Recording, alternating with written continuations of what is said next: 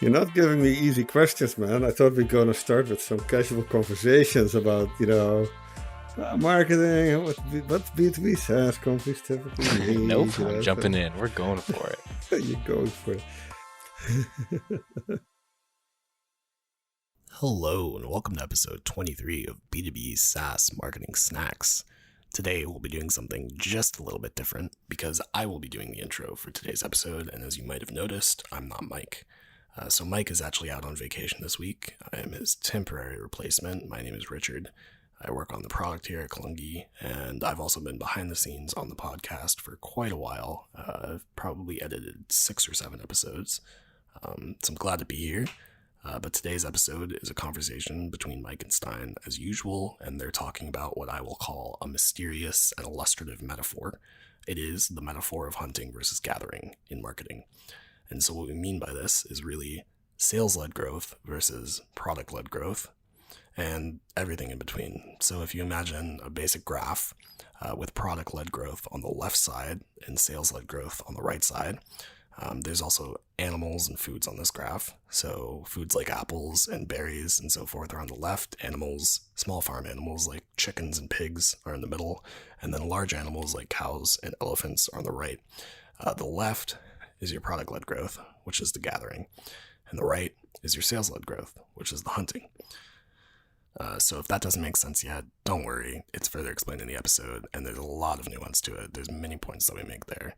But the graphic actually comes from a preliminary graphic that we've done in Stein's new book, which is coming out very soon. Head to t2d3.pro to check that out, and you can even get early access and take a peek at some of the content that we talk about in the episode. But I will leave a link to the image in the description of this podcast, so if you'd like to actually see the graphic, feel free to check out that link. But without further ado, let's get started, and I hope you enjoy. Okay. Cool. Hey, man. Hi, Mike. So today I wanted to, do a little bit of a preview into one of the pieces of content in the book. In one of the chapters, you talk about the entire book is about a marketing go-to-market, but one of the things you talk about as well is how to decide the right sales go-to-market for your company, and it's one of the best performing pieces of content on our website as well is a blog that you wrote, which is essentially detailing out the differences between a BDR versus an SDR. Which is definitely a question that I've gotten with some of the clients that I've worked with about, when you're first getting started in building a sales function, the same way as a marketing function, who do you hire first? How many of each role do you hire? And a lot of it is about how you make decisions about where you prioritize your resources based on your product and your market kind of factors. Do you hire more on the product side, maybe more on the content, or technical writers, BDRs, SDRs? Do you hire a marketer with a more demand gen focus, or a marketer who is, more focused on content? And then the ultimate question is, are we hunters or are we gatherers? So I wanted to, ask if you could just kind of talk through, you've got a visualization here, which kind of plots all these things onto a chart. And I wanted to see if you could maybe take me through a little bit of what the theory behind that is. It's a big question. It's actually multiple questions, I think, Mike, that are kind of summarized by that hunting versus gathering, but it's really hunting and gathering sentence. Yeah, think of a line, and all the way on the left, you have extremely small accounts, maybe customers who pay you $10, $15 a month. And on the other side, you have customers who pay 10, 15 million per year or per month, like very, very large contracts. And you'll see that more, for example, with big governments. So you can almost argue that the sales approach for those spans from what we would like to call product-led growth, where there's a zero touch to the go-to market, right? People can find you, can sign up, can try, can buy, can stay, all without having any hand-holding from a sales or marketing team, all the way to, on the other side, all the way to the 4-star general, the retired 4-star general who's your sales person because you need a relationship to sell a $10 million contract or more to, for example, the Department of Defense. That is really what we're talking about here. How do you match the type of sales apparatus with your average contract value, or the ARPU, the average revenue per unit? And it goes from no sales at all to SDR, BDR, maybe account executives, very senior account executives, all the way to retaining external influencers, like, for example, a general when it comes to a defense deal,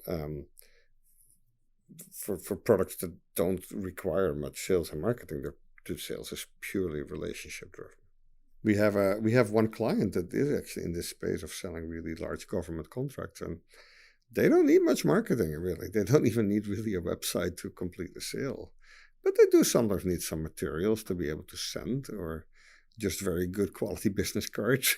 So it's a completely different set of tools than when you're a full automated self-service website. It has to have a fantastic try-buy experience, and because there is no sales force to even answer a chat on the website.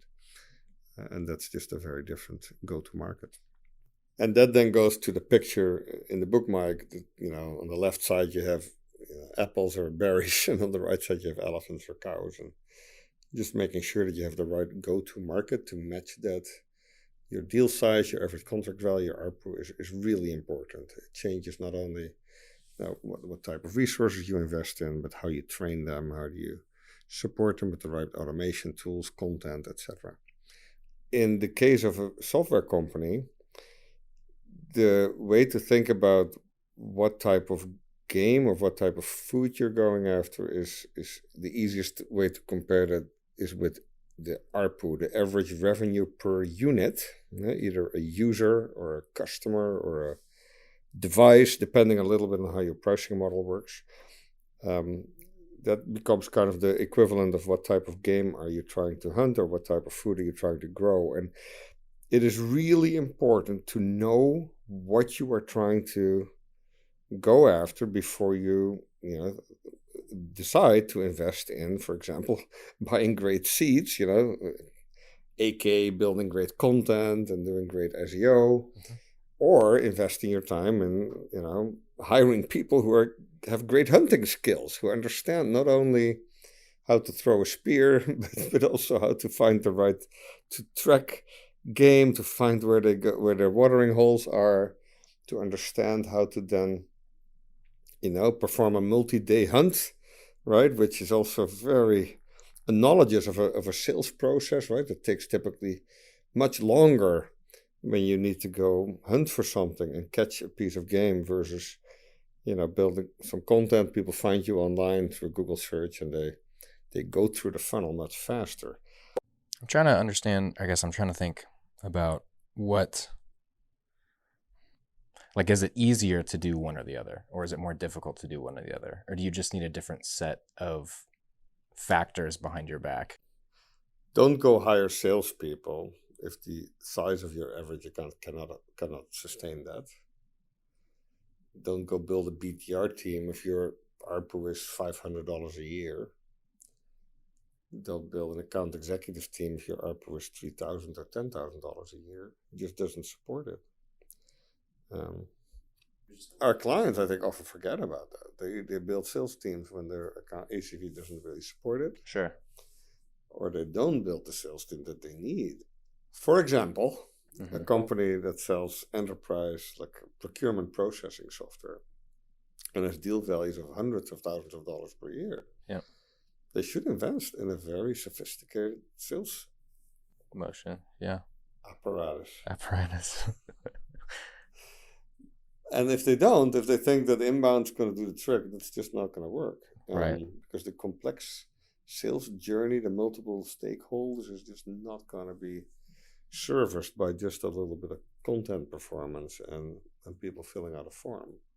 Right. You need Gartner analyst reports that can support the decision across multiple people. And the other side of this is that when you have less than 10, 15,000 in ARR or ARPU, per year, per customer, ACV, then you cannot really afford to invest in salespeople. You need to figure out a low friction sales process that includes maybe an SDR or a relatively affordable BDR, but you cannot count on a 4 or 5 month sales cycle to sell those products. If you do, then you're never going to be profitable. Sure. Yeah. It's almost a balance between like the level of content that you need to help nurture those people through the sale.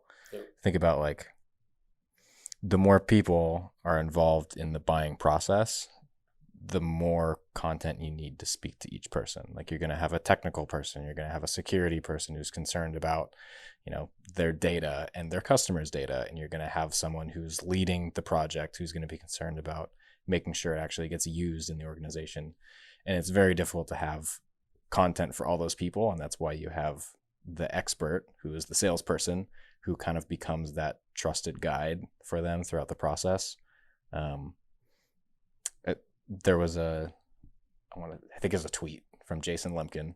I've talked about him in the past. He's a founder at SaaStr. He's an investor. He co-founded EchoSign, which was purchased by Adobe in like 2011, 2012, I think.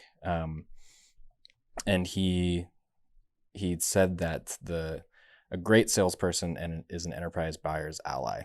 And I think that's true, right?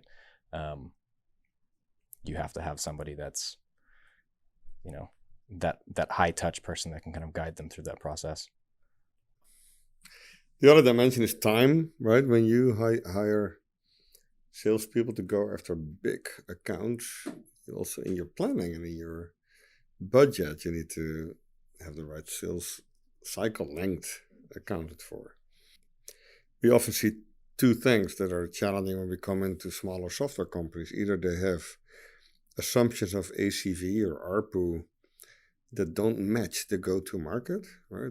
Big accounts that they try to go after with inbound marketing, or small accounts they try to go after with a relatively expensive sales force. Or in their revenue projections, they don't account for the length of a sales cycle. If those accounts are a little bigger, complexer, and have multiple people who can say no, and maybe only one person who can say yes. So I think those are two good reasons to really understand, am I going after 100,000 or higher value accounts, and do I have the appropriate go-to-market and appropriate budget and planning assumptions for that? Or do I go after small accounts that will require a higher volume, a low friction funnel that is low cost, and do I have the right plan for that?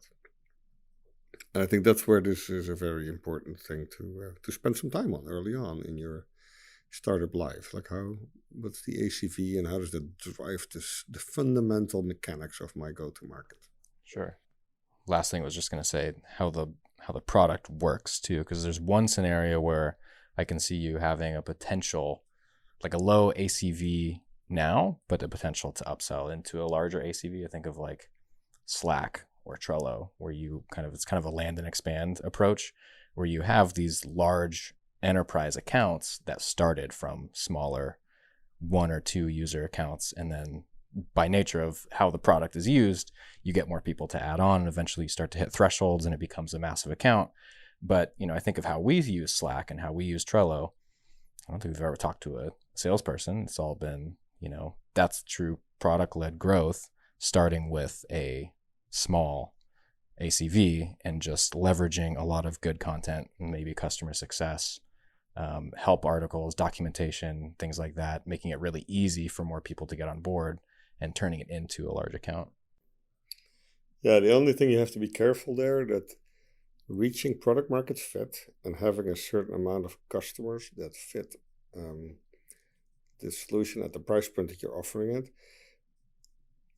that still has to really happen by a certain amount of customers buying that product, paying and staying with you, telling others about it. And what you just described, Mike, is often a very valid scenario for some companies like Slack, but it cannot be used to replace the need to get to actual product market fit. And then say, yeah, but all these customers will become bigger. But unless you prove that by it actually happening, you have to be very careful. Sure. And then there's the other thing that you can argue. This is a little bit of an academic discussion, but who actually buys Slack? Is it the user or is it the company? A lot of these tools, they grow so organically that the IT department often, maybe they even didn't want it, but a certain department started using it. Someone went rogue. Yeah, and before you know it, they have thousands of users, and they were free for a while, and then someone said, hey, we actually don't want to lose this data. And that's, of course, what companies like Slack know, right? And that's how they drive product-led growth. But it does make you then wonder, when you think of what's the right sales strategy, what's the right approach to get more clients like this, that you cannot really say, okay, because these customers pay $30,000 a month for Slack now, that is the ARPU. It's really not, because that IT department that's not paying the bill did not really make that decision. Sure. You still are marketing really to those individuals who you want to not only start using it, but also keep using it. Right. Anything else on that one? Well, know who you're hunting, what you're hunting, and make sure you have the right tools, right? And prepare for the length of the hunt, right? If you're going to find that one animal that's hard to find, but it's worth it, then you might be at it for a while. You need to make sure you plan for that. ABM is a great example, account-based marketing. You cannot do it in a couple of weeks. And I've seen many clients spend a lot of money and effort in building the messaging and building lists and starting outreach. And then if they don't get leads within a couple of weeks, they give up. And then, then don't do it, right? Because it's like hunting elephants. And of course, we're not advocating for any animal cruelty here, but it's just such a great metaphor. But if you would do that, you would have different tools. You would plan for a longer hunt than if you're, for example, going to the yard to pluck a couple of apples from the tree, where those apples are there. You just have to go grab them. That takes 5 minutes versus maybe 5 months to hunt a certain type of animal and get home with something you like.